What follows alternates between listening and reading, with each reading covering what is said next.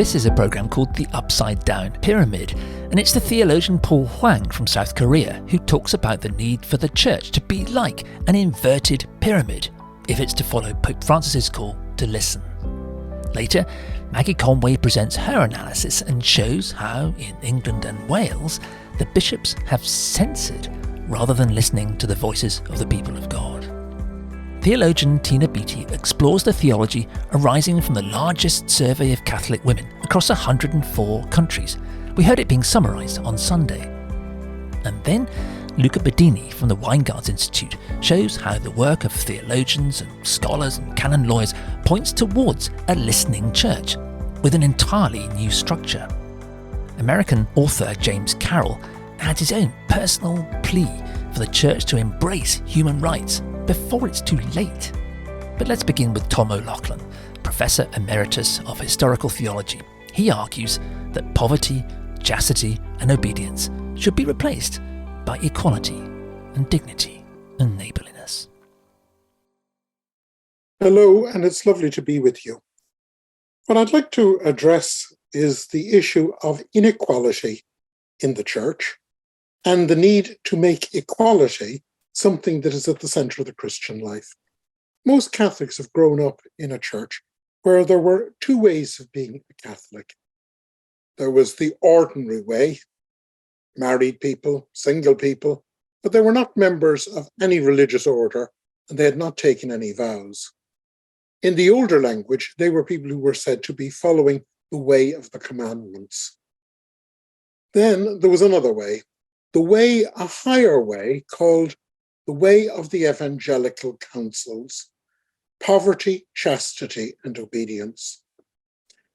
These were the hallmarks of vowed religious men and women, and they were seen as somehow the hallmarks of those people who were the professional witnesses to the gospel and disciples of the Lord and worshippers of the Father. Vatican II went a long way towards removing that two-tier church, but 60 years on, many traces of it remain, and even Vatican II, in the document Perfecte Caritatis, rejigged the notion of the evangelical councils as if the evangelical councils were the acme, the very perfection of the Christian life. It led to a two-tier church and a two-tier notion of how the church worked. That, in a previous age, was not a problem. The church gloried and, in fact, formally said it was an unequal society where there were some who were teachers, some taught, some leaders, some led, some who could act in persona Christi, and some who were passive and received their ministry. That goes against the very essence of the notion of our shared dignity in baptism. But let's just take a look at the evangelical councils, not in the classic way whereby you see each of them as an undeniable perfection, but just let's note how individualistic they are. Poverty. I may be poor, but the religious order is rich. It doesn't involve any commitment to dealing with poverty in the world, or except as an act of charity, nor does it question the nature of poverty in the world. It's simply the individual gives up ownership. Chastity was not seen as a universal Christian virtue because it was interpreted in terms of celibacy. And while that was clearly something that was very useful for those living in community life, it was never considered that it might create a distance between them and the very people they were preaching to. Nor did it give anyone a sense that there could be a healthy use of sexuality. Indeed, it relied very substantially on the old division that while marriage filled up the earth, an echo of Genesis. Virginity, however, a contrast, filled up paradise. So sexuality was a this-worldly phenomenon. Virginity was an otherworldly phenomenon. And then the binaries followed very easily. And there was the question of obedience. It wasn't obedience to the gospel, or to the truth, or to the demands of discipleship. No, it was obedience to church authority. Now, while that may be necessary in a highly structured organization, such as a religious order, it raises the question of power and control. And scandal after scandal that we have felt in the last 20 years have shown just how often obedience has been used and abused in the church, and is now part of the scandal that we are confronting as Catholics. But perhaps the greatest weakness of making poverty, chastity, and obedience evangelical counsels, modelled on the gospel, was that it created a fundamentally unequal church. I'd like to suggest that one could create 3 evangelical counsels which might replace them. The first would be equality, that there would be a commitment in the Christian to promote equality, because equality flows from us, not just from equal human dignity, a notion first put forward by the Stoics, but from a notion first put forward by Pharisee theologians. We are all children of God. We're a new creation which has overcome the inequalities that is part of an unequal world. And that new creation models a different way, not only of being Christian, but of being human. And certainly promoting equality is a countervision to power relationships. But is it evangelical? Well, the last shall be first and the first shall be last. A theme picked up by all of the synoptic gospels. And then there's the great scene of the foot washing in John's gospel. The greatest must be as a servant, and I am doing this that you should follow my example. You should wash one another's feet. We become servants to one another, and we are equal in that service. Then that we should be promoting human dignity. We frequently point out that we're made in the image of God. The human being is the image of God, and we reference Genesis. The Christian is the human being fully alive, and we quote an early Christian source.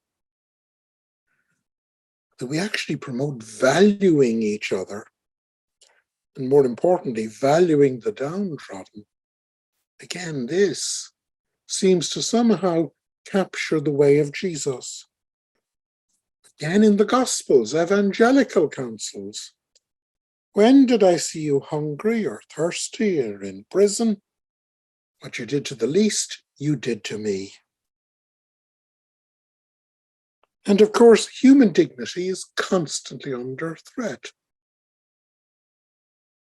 We as Christians see ourselves as having this insight into humanity that we should seek to defend human dignity.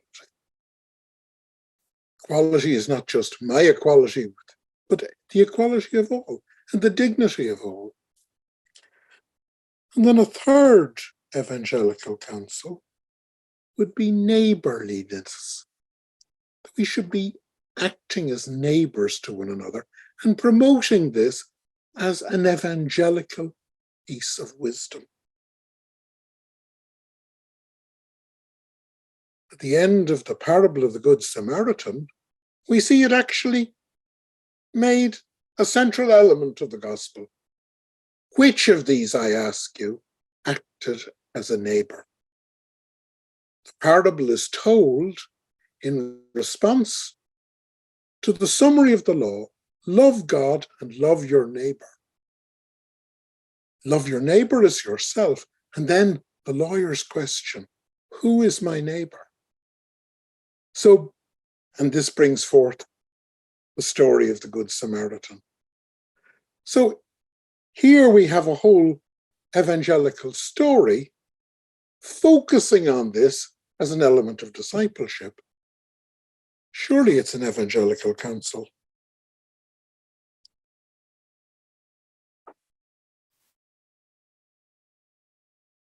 The evangelical counsels in the traditional form have been a central plank and a distinguishing mark since the Reformation of Catholicism. We still think that there are Christians and then there are the religious. We only have to look at the makeup of the synod to see this. Special, distinct groups. There's so many lay people, so many religious. There's no element of pro rata representation. My question is, how well can one find poverty, chastity, and obedience in the way we have constructed them and construct them in the Gospels, in the Evangelia? Surely, if we have a better notion of what would constitute the evangelical counsels and made this a central core of our preaching, we would have done a great deal to reform and renew the church in which we are all born as equals with dignity and as brothers and sisters in baptism. Thank you very much for listening.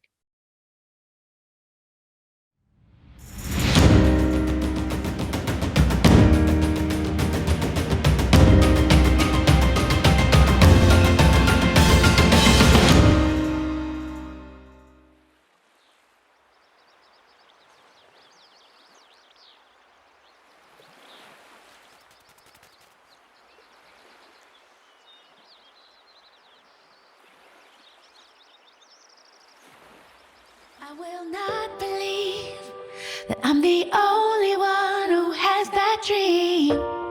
No, it doesn't have to be that way. What will it take to make you believe the change is coming? I know the change is coming. In what follows, I want to offer a very brief reflection on the findings of an international survey of Catholic women, which was commissioned by Catholic Women Speak, an online network for dialogue and theological awareness raising among women, which was started by me and which I continue to facilitate. The research was carried out by Drs. Kathleen McPhillips, Tracy McEwen and their colleagues at the University of Newcastle in Australia, and we're very grateful to the university for hosting the project. We're also grateful to the Fidei Goetz Foundation for funding it through Voices of Faith. I'm not going to go into any depth here, but we submitted a preliminary survey of the findings to the Vatican for the Synod process in September 2022, and a more in-depth report was presented to Pope Francis in March 2023 during celebrations in Rome to mark International Women's Day. And I've given you a link here to the Catholic Women Speak website, where you can find links to both the short initial survey report and the longer report, and I would encourage you to read both of those to get a really finely textured insight into the lives, concerns, hopes and visions of Catholic women around the world. The survey questionnaire was translated into 8 languages, and it attracted 17,200 responses from women in 104 different countries. It can, of course, not claim to be representative of all Catholic women, but it does give a snapshot of commonalities and differences among women, often reflecting different cultures and age groups, for example. On the whole, older women tended to be rather more radical and urgent in their calls for change than younger women, who appeared to be more comfortable, shall we say, with the status quo. But it is worth going to those reports and looking in more depth at the analysis of the findings by country and age group. And this is also a valuable resource for those wanting to do further research into particular demographic groups or themes or issues, as well as the questionnaire findings, which were tick box responses. There are really interesting narrative responses which give a deeper insight into women's faith, hope, struggles and visions for the Church of the future. And here is just an image of some of the main findings of the survey, from which you'll see there was broad consensus across a number of issues. A majority agreed with the need for change, and a majority affirmed their desire to see greater inclusivity and participation in the Church at all levels, as is reflected in this image from that February report here. Surveys are, of course, blunt instruments, and they need discernment and reflection in understanding how to interpret them. Many of us feel the need for greater democratic participation in the life of the Church, but we're often told that the Catholic Church isn't a democracy.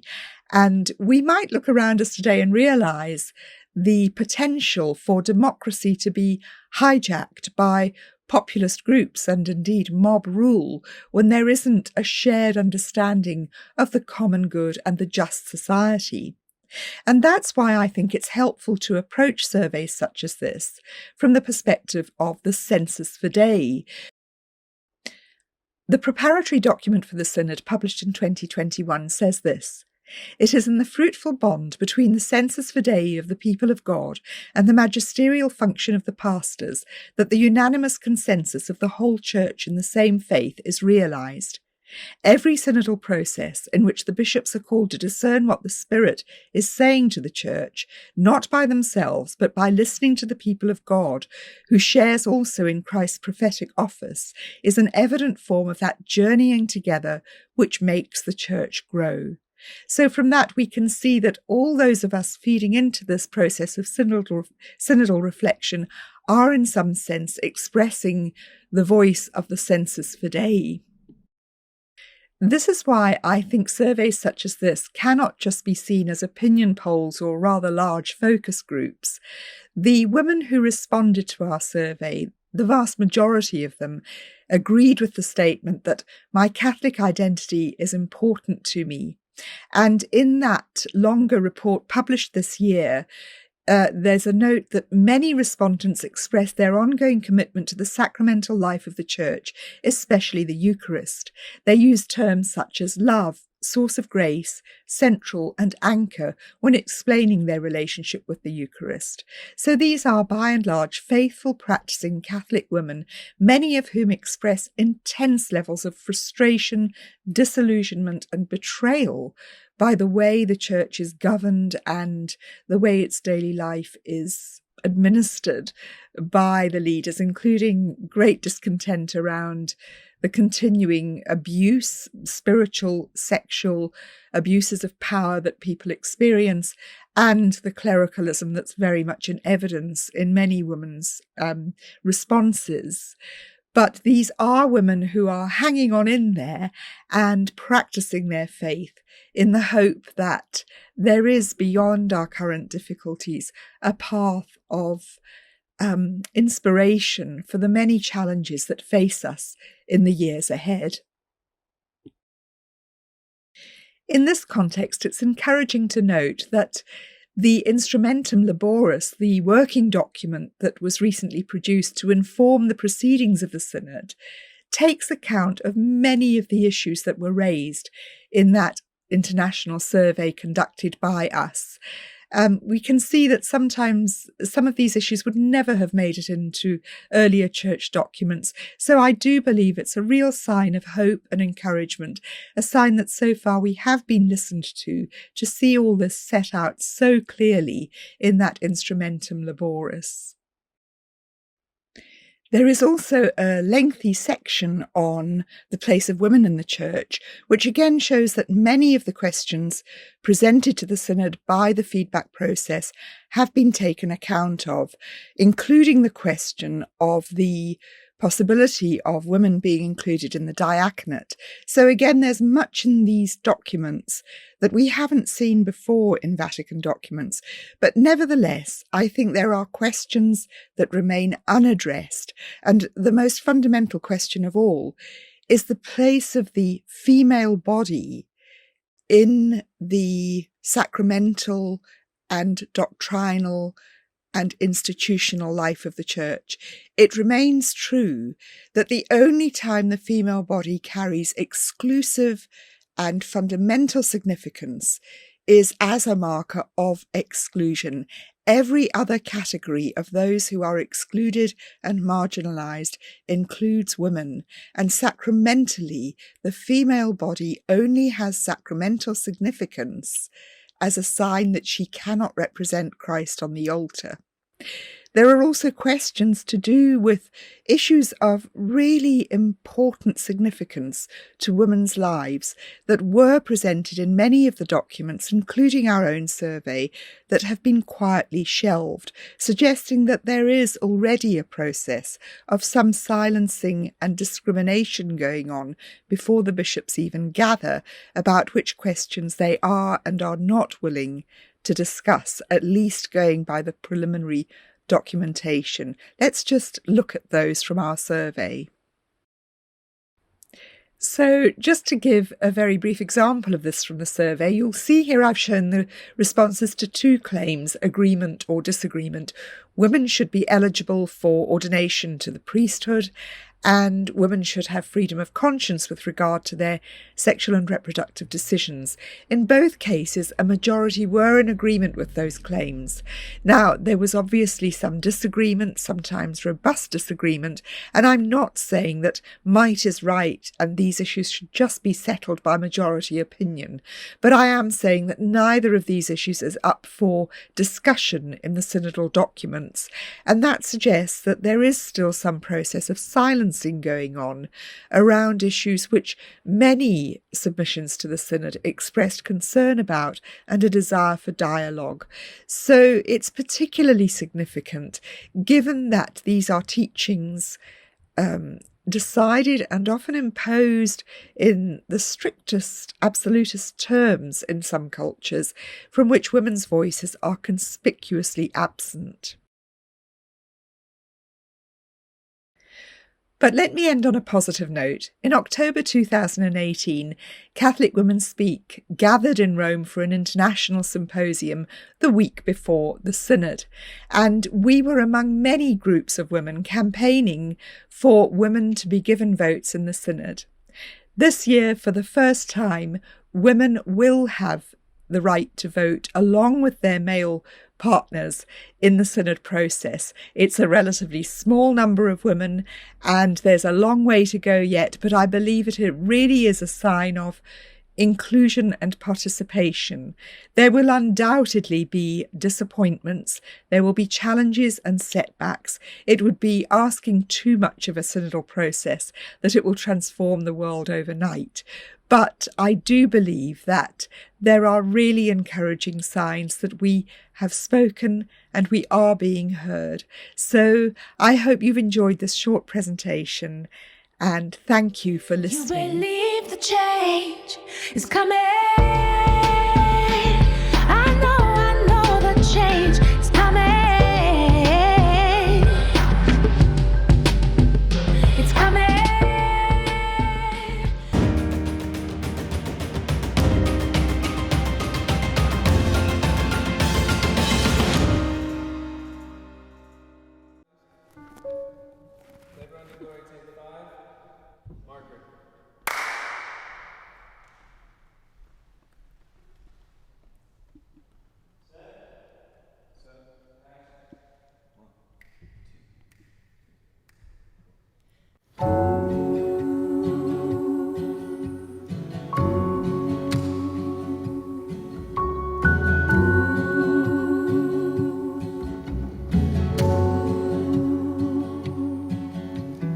God, wherever I go, glory. Where I reap and where I sow, glory. And my hands, they grip the thorns, glory. In the still and in the storm, glory, glory. Oh, we labor unto glory till heaven and earth are one. Oh, we labor unto glory until God's kingdom comes.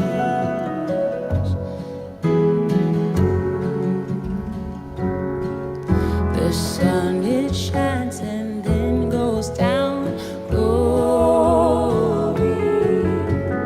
Rain, it pours and beats the ground, glory. Dust, it blows and ends my days, glory. Hearts, they burn beneath your gaze, glory, glory. Oh, we labor unto glory till heaven and earth are one. Oh, we labor unto glory until God's kingdom comes.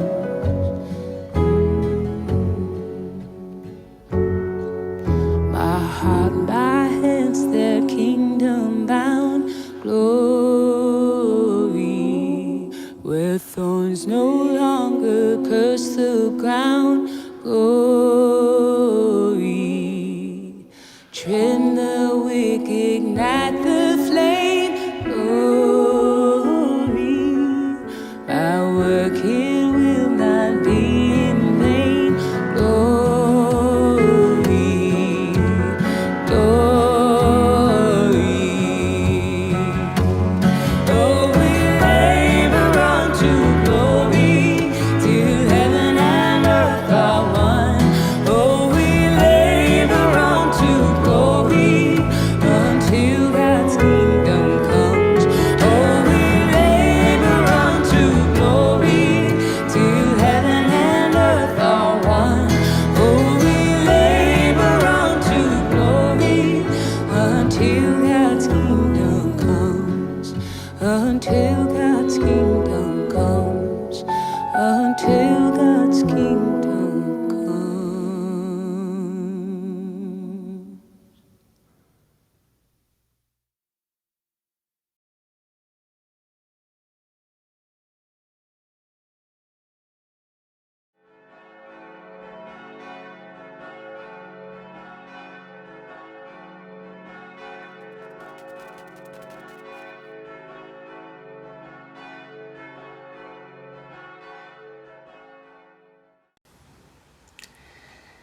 Thank you for your kind introduction and welcome to all of you connecting here with this Spirit Unbounded event.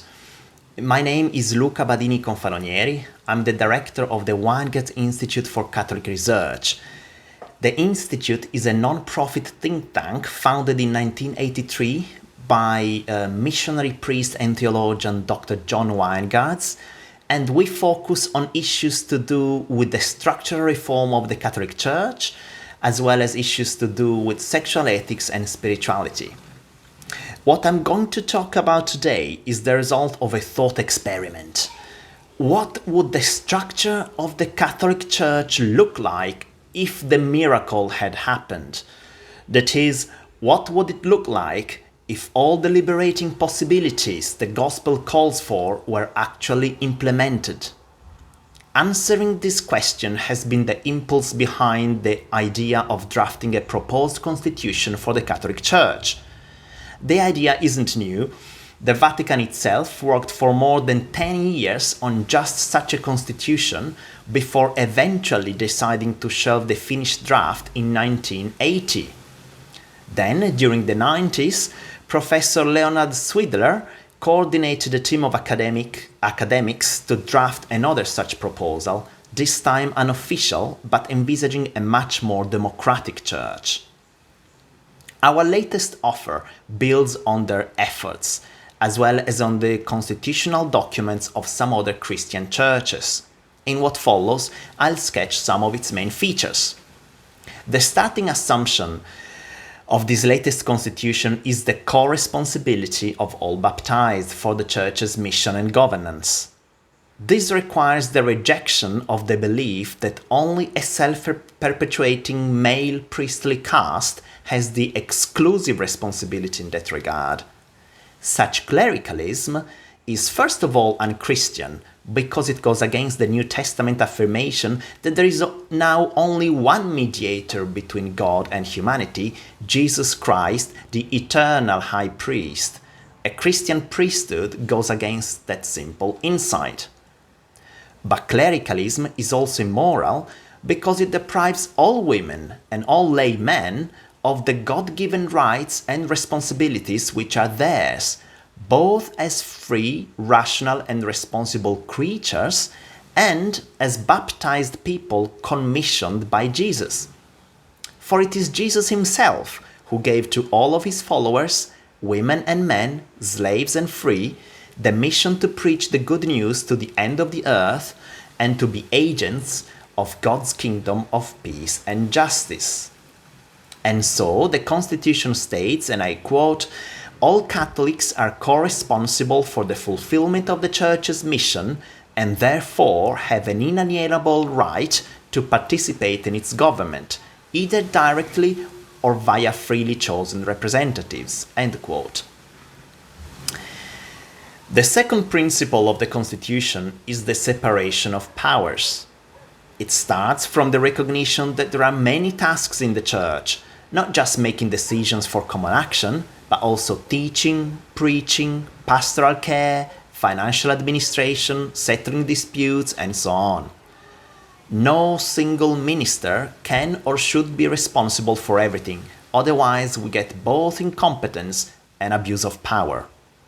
On the contrary, there must be a division of labor, of responsibilities, and so a separation of powers, something which significantly is also being called for by the recently concluded Synod of the Catholic Church in Germany. Perhaps the most obvious separation is the one between the people exercising the so-called power of governance, church leaders, and those exercising the so-called sacramental power, that is, the power to administer the sacraments. The third principle is that of representation. If all baptized have the right and responsibility to participate in the governance of the Church, there need to be structures of representation. The key Catholic doctrine that affirms that the consent of the faithful is normative for doctrinal definitions will continue to remain a piece of empty rhetoric for as long as there are no structures in place to allow that consent to be expressed and its existence verified. The same applies to the frequently mentioned commitments to the co-responsibility of all the baptized, and most recently to synodality. Concretely, that means all baptized must be recognized the right to elect people to lead the Church. It also means that ordinarily, the principal decision-making body at every level of Church life will be an assembly of just such elected representatives. A bit like pastoral councils, but elected, mandatory, and with deliberative powers. Such assemblies will discern together and agree policies and priorities to guide the action of ministers working in all areas of church life, including those we call ordained ministers, whose exclusive responsibility should be pastoral care.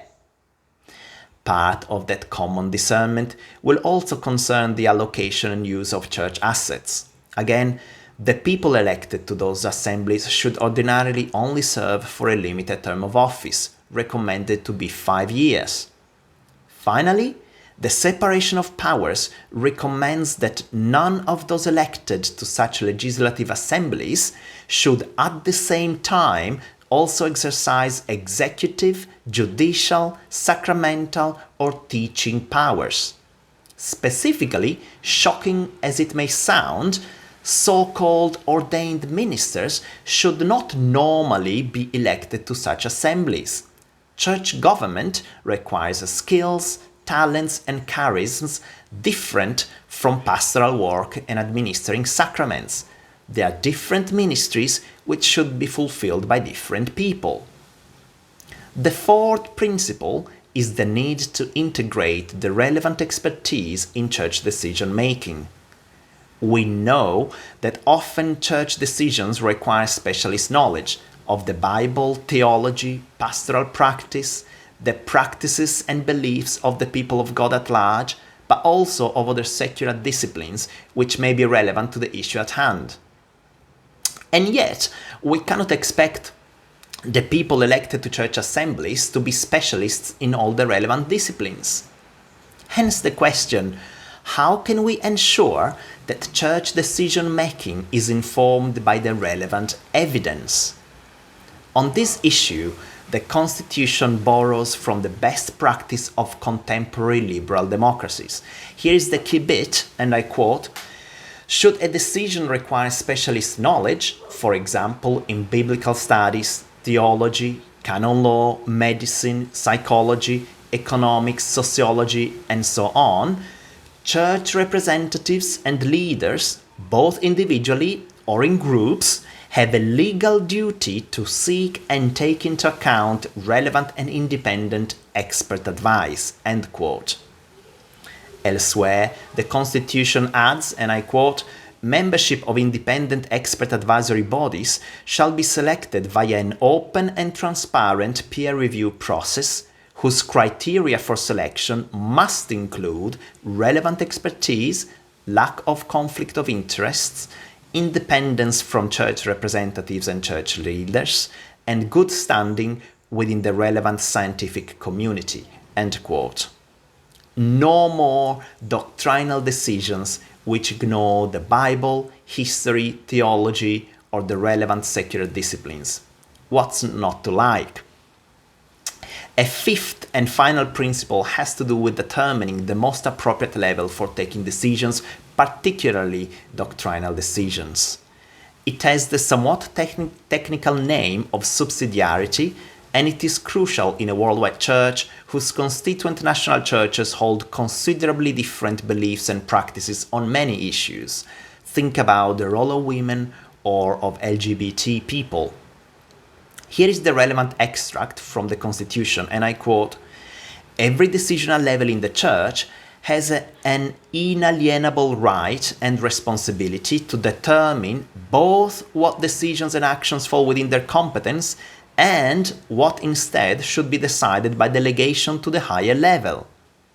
Conversely, each higher decisional level may only undertake those decisions and actions which the lower level freely delegates to them, and may not impose restrictions on the lower levels as to matters for decision or action without their consent." End quote. Elsewhere, the Constitution explains, and I quote, "At every level of the Catholic Communion, a church has the right, compatibly with its belonging to the one holy Catholic and Apostolic Church, to interpret the deposit of faith, pass doctrinal decisions, and determine doctrinal standards and the limits of permissible theological opinion." End quote. What this means in practice is a decentralization which includes doctrinal issues. Different national churches already hold different doctrinal beliefs. For example, in some churches, the majority of Catholics regard the ordination of women and the blessing of same-sex unions as called for by the good news. In others, they regard them as contrary to it. And of course, those doctrinal differences can be even more evident from an historical perspective, which highlights doctrinal beliefs once commonly held, which are today largely abandoned. Now, each church will have to consider, through its own participatory structures, whether they regard each divergence as fatal for maintaining cooperation with churches whose beliefs and practices are different.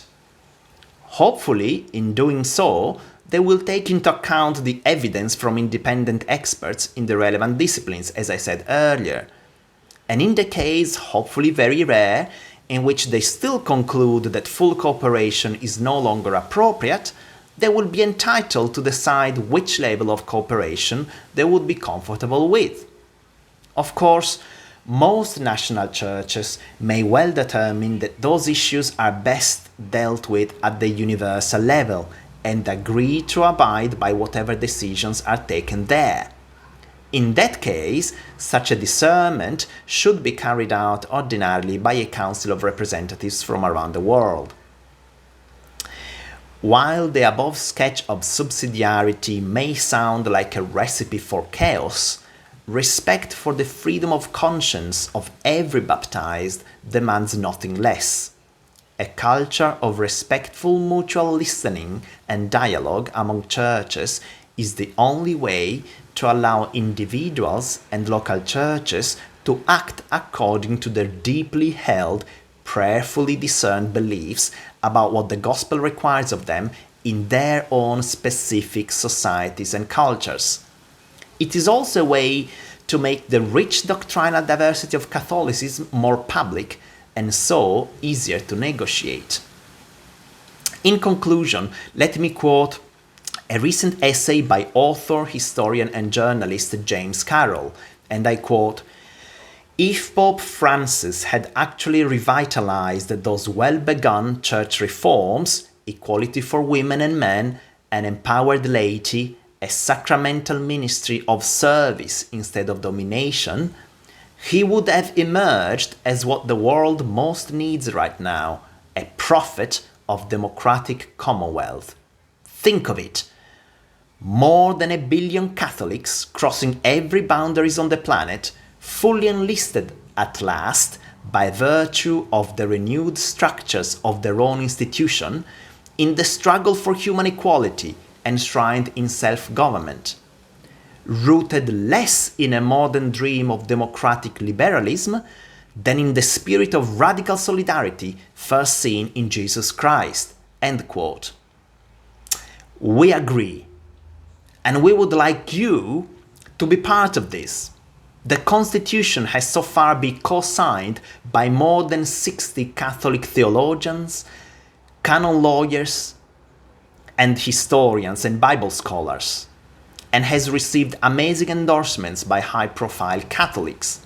But we want to open up the discussion even further. You can read the Constitution on the website of the Hwang Institute for Catholic Research in several languages. If you want to suggest changes or otherwise get involved, please get in touch with the Hwang Institute and with Spirit Unbounded. Thank you very much for your attention.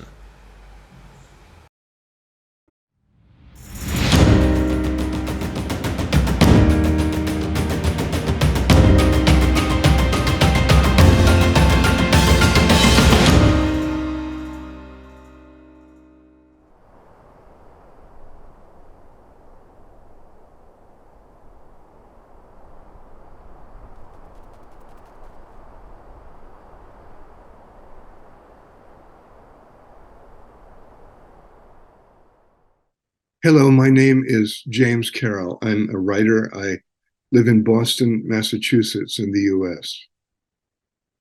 My dear friends, I am honored and grateful to be part of the Root and Branch community.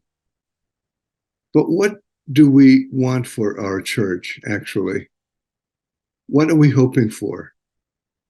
Let me offer one person's short statement. The church I foresee will be governed by lay people, although the verb govern may apply less than serve. Women will be fully equal to men. If down through the ages it was appropriate for the church to take on the political structures of imperial Rome and feudal Europe, then why shouldn't Catholicism now absorb the ethos and form of liberal democracy? All of this implies, of course, that clericalism, that bane of our belief, will be long dead.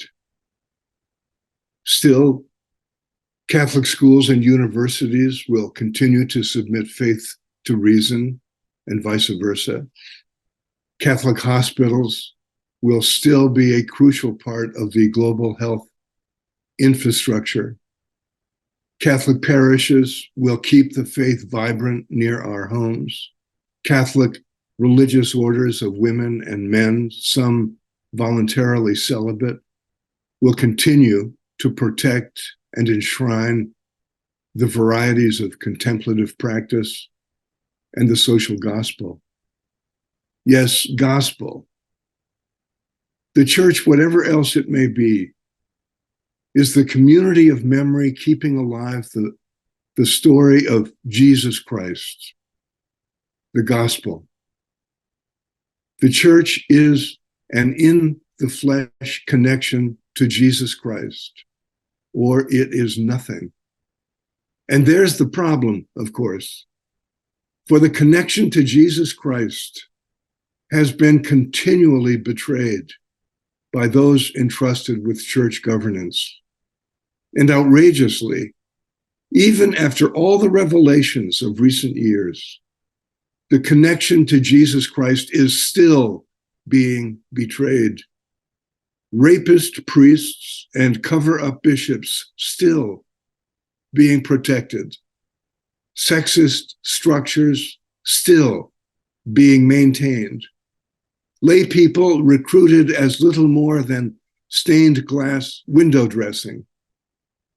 When even the mercy-minded Pope Francis has again and again preferred the clerical status quo over the now obvious demands for justice, especially for Catholic women and for the victims of Catholic priests, the depth of Vatican corruption has become clearer than ever.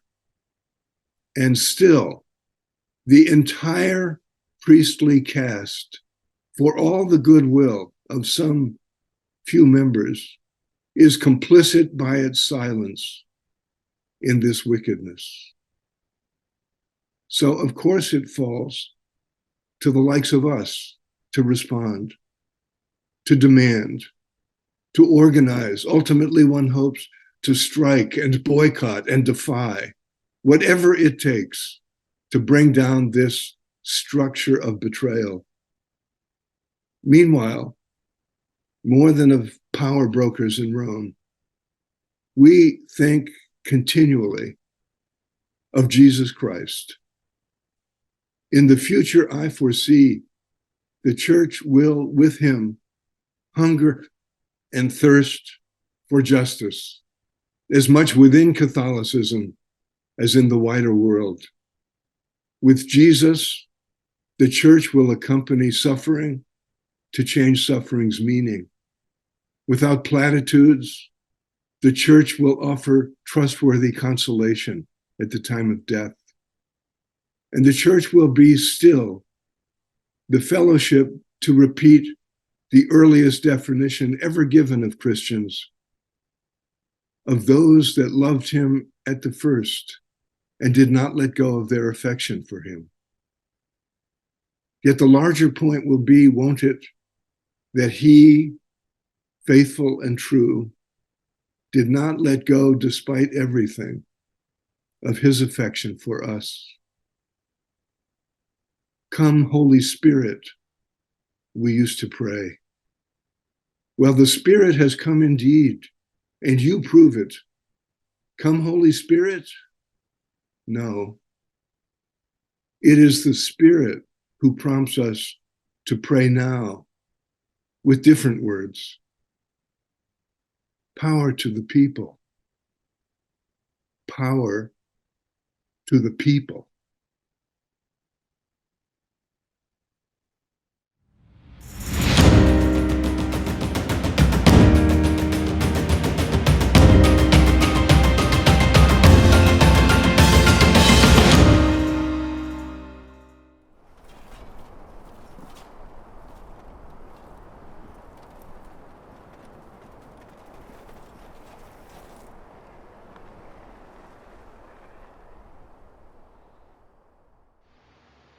Hello from South Korea. I am Dr. Paul Hwang. I'm senior researcher of Uri Theology Institute, Seoul, South Korea. My presentation more focus on the real matter, the future church to be. What is my hope for the church and also society. Church is what or who. Church is not only a theological, the rhetoric to be described as a mystery of Christ body and pilgrims and the people of God toward the kingdom of God and reign of God and kingdom of God for feminists. And at the same time, church is a human institutions and also is part of civil society, which require to be changed and improved and developed endlessly. So both of a sociological view and theological view of church needs to make change of the church necessary, because it's eventually the human institution with a theological rhetoric. The same is true is Korean Catholic Church. Korean Catholicism began as a group of lay people themselves who studied Catholic books brought back from China in 250 years ago. The time they were yearning for new heaven and new earth, because Joseon dynasty, we call Joseon dynasty, name of the country at that time, abandoned their people. Indeed, the small number of elites and those in power oppressed many people. Because of that, people could not live as a human beings. So that was why the number of middle class scholars gathered together, studied new ideas and new thoughts from Catholicism. So one of them was sent to Beijing to get baptized. So he became the first baptized Catholic in 1784. That's how Catholic Church was born. It was not foreign missionary who came to Korea almost 30 years later. But before that, they themselves enjoyed equality and fraternity among themselves. But after the foreign missionaries are coming, unfortunately from a conservative, there's a group of the missionaries from France, made our church more hierarchical and top-down system. That is dark side of Korean Catholic Church, which was necessary for the Korean Catholic Church to be institutionalized, however. I bring the idea of field hospital and inverted pyramid, polyhedron, all three ideas, yes, from Pope Francis. Because I brought these ideas because I understand and also support the idea somehow. Because a field hospital is moving one place to other place and going out to the people in need, which the first goal is to heal the wounds of the people and warm and embrace the people in not only faithful, not only Catholics, but also people in general who got the hurt. And he said, church is just should be a field hospital after battle. So you have to start from that ground up. That is the idea, which I totally agree. And on the other hand, inverted pyramid and polyhedron is a little bit different from field hospital. Inverted pyramid, polyhedron, more on decentralization of his power, I think is. So that's why he identified himself as a bishop of Rome, not Pope of the world. So I think he's Pope of the world, but he preferred to identify himself that way because he wants to make decentralized church to be in the future and to be at the moment. So inverted pyramid, literally speaking, is the pyramid that's upside down, you know. So it's not place himself as top, not but at the bottom to serve the people. That is the idea. Polyhedron is not spear, but it has a lot different parts which enjoy their uniqueness and locality and was distinctiveness, which have a different role and different functioning to serve people, to serve the society as a whole. So it's an image of field hospital and the inverted pyramid and polyhedron, which have a lot of different centers. There are many centers. The centers are not smaller than the whole sphere, like structure. That is the idea, which I agree to.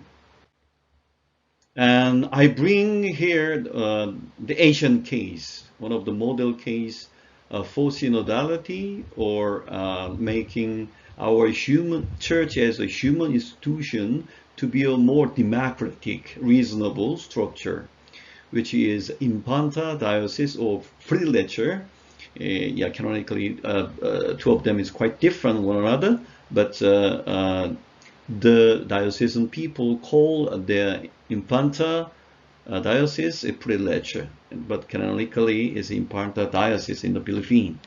Bishop Julio Lavain, among three, is center, is the one. He died, passed away already more than several years ago. His legacy still passed on people like me. And one of most important feature of Infanta Diocese is running a strong formation program for lay people. So like, for example, Yapak program for lay people is 24 and 25 days sitting in, staying together, living in whole almost 1 month program, in which they learn many things about the diocese, starting from about diocese and about himself or herself, and also some kind of exposure, the field visits and the field experience for certain days, for 5 days, and also theological analysis, what they learn, and followed by the biblical knowledge tune well with the such theological analysis, and also some liturgies, learning liturgies, and education, small Christian communities, and making action plan, and so on and so forth. This strong formation program is very important for Infanta Diocese. At the same time, he runs his diocese is looking like an inverted pyramid. Pope Francis brought was already realized for 30-40 years ago in Infanta Diocese. He put the whole population top, not himself.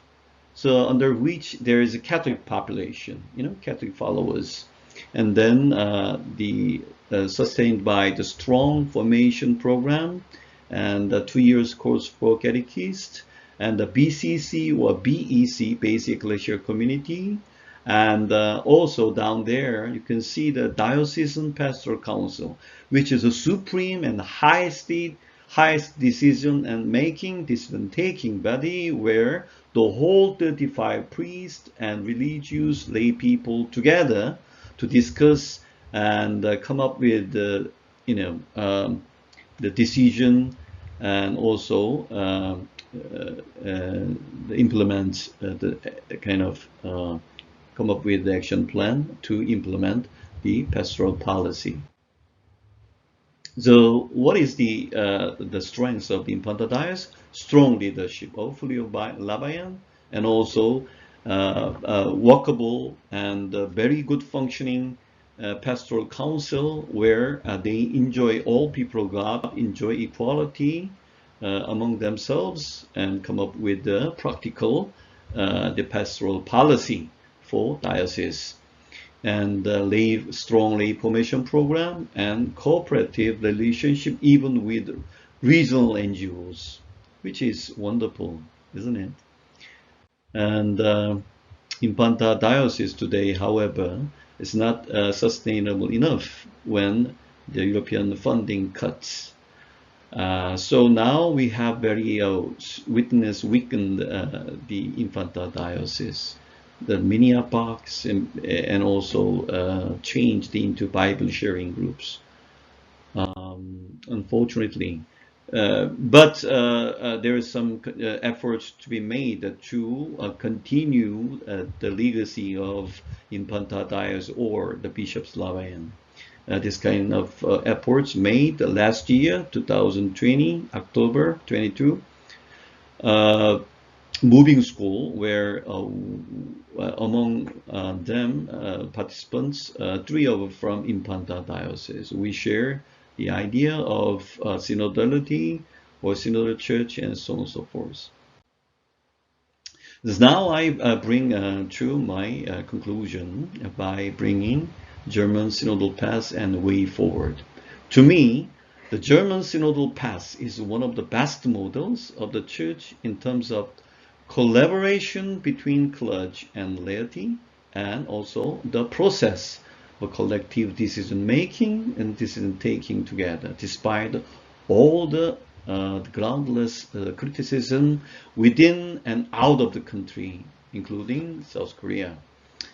From a lay perspective, this means establishing an equal relationship with the lay represented body, hopefully, and bishops' conference, current bishops' conference in every country, which should be integrated into the collegiality of the whole people of God. There is no such terminology, the collegiality of the whole people of God. Only Vatican II even only mention the episcopal collegiality, bishops meaning bishops colleagueship. But we need to put together with the bishops' collegiality should be integrated into the collegiality of the whole people of God by creating lay representative body. That is now German Church's synodal way of now shows in the phase 2, which I'm very much expect and very much looking forward to. The issue of lay representation. The Pope Francis' decision was historic in terms of lay participation in the upcoming synod, where the 70 lay people enjoy their right to vote, which is historic. But the filled with yes men, from the bishop, chosen by the bishop, is hard to deny. The need for an organization like a GDK, meaning German Church's Central Committee, which we don't have. In order to realize this, it is necessary for the strong and systematic lay formation supported and institutionalized by the not a foreign fund, but the whole the whole church in a certain nations.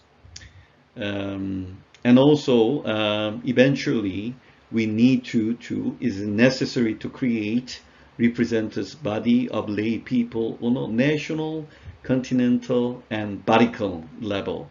So much so that we have equal, which guarantees each equal relationship between clergy and lay people, which is really necessary. Thank you very much for your patience, and hopefully see you somewhere. Thank you very much. God bless you.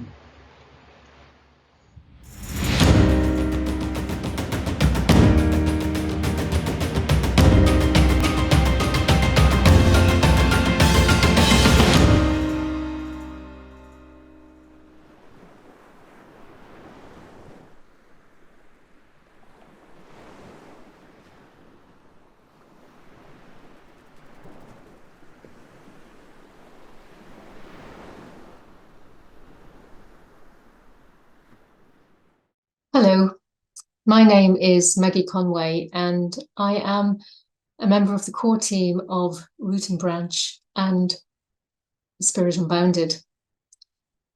I wanted to share with you a piece of research that we conducted in the middle of last year, following the first part of the synodal process, the preparatory stage, sometimes called, or the diocesan phase.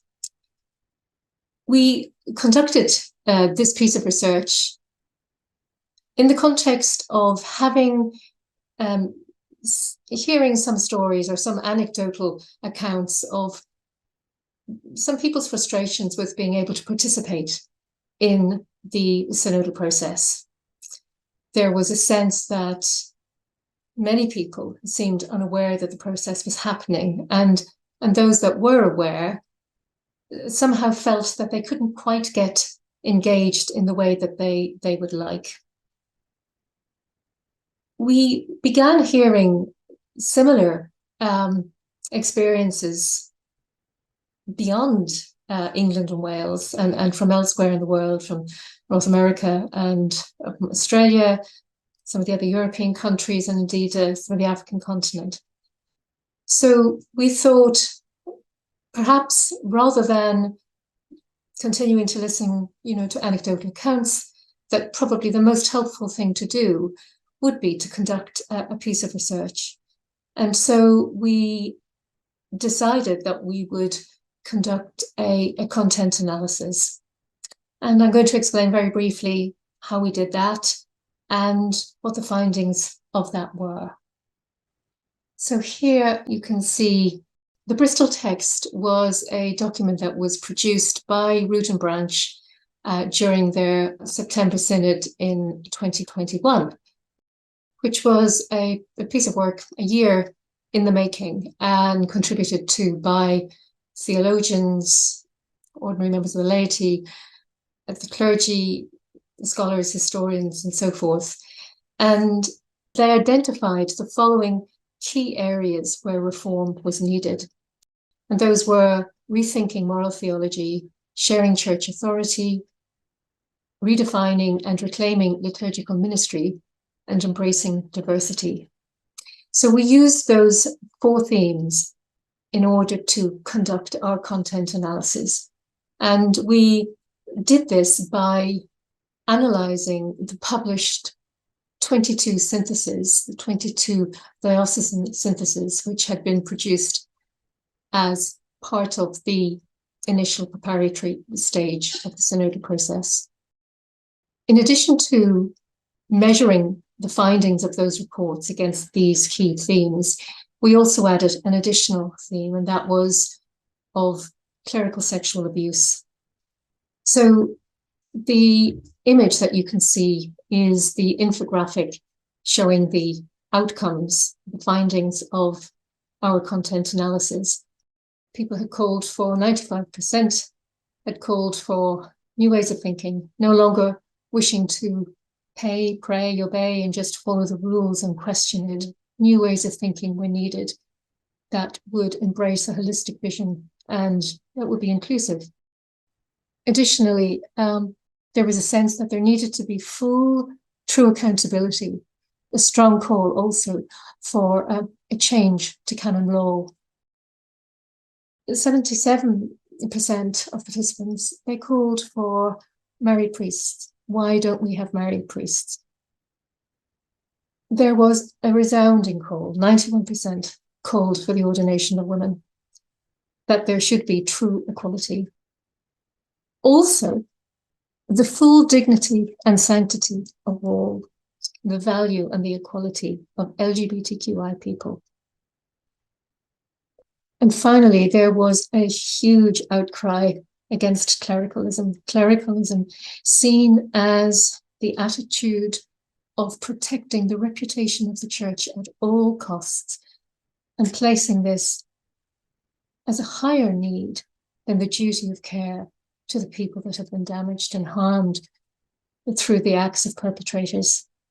So there is a great cry from the laity for change.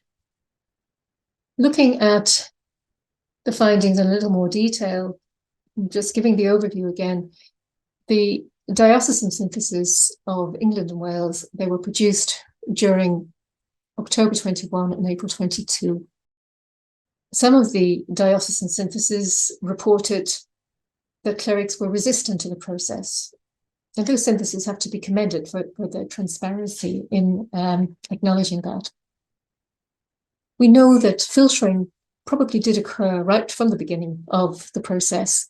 And so the raising of any single concern in any synthesis would be representative of many voices and representing a strong concern and strength of concern by the laity. So you can see on the left-hand part of the screen, you can see the heat map there. And this represents all of the 22 dioceses in England and Wales and their constituent parishes. At the time of the content analysis, that accounted for, I think, just under 2,300 parishes. And across the top are the areas their reports were measured against in terms of the frequency of support or not. It's very clear from the heat map. The broad swathe of green indicates there's a strong appetite for support in all of those areas, with very, very few exceptions. Just in conclusion, the content analysis of the 22 syntheses in England and Wales by Root and Branch revealed a very, very strong appetite for reform. The national synthesis, produced in August 22, its findings did not reflect the strength of the call for reform, evident in the diocesan synthesis findings. 7 continental syntheses that produced the document of the continental stage of the DCS, it captures some of the concerns raised globally, but not with the intensity as expressed by the laity. And the Instrumentum Laboris' careful use of language deflects attention from the laity's call for nothing less than full equality of all the baptized. So without corresponding theological revision, the concerns raised are unlikely to lead to meaningful change. Many people feel that their voice is not being listened to. In fact, that is not even being heard. So we were able to have some quite strong data there. And there was clearly a discrepancy between the findings of the content analysis and what the national synthesis stated. And we know this wasn't only in England and Wales, but this was also in many, many other parts of the world. So what we had heard anecdotally, we were able to confirm by conducting our content analysis that yes, indeed, there